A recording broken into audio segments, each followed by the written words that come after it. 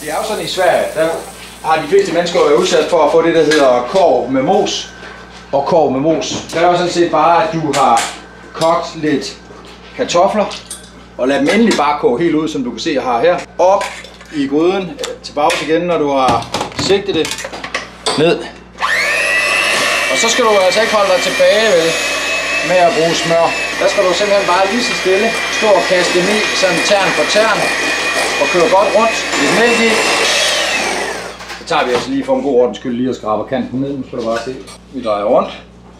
Det her, det er jo altså bare varm, liflig smør, sødmælk og kartoffel. Det sidste vi lige gør, det er jo naturligvis at smage til med lidt salt og lidt peber. Jeg synes også, at det gør sig til med en lille skefuld sennep. Så altså peber, sennep og salt. That's it. Så griller vi lidt svampe til. Den her luftige og smørfyldte mos med grillede pølser og grillede svampe.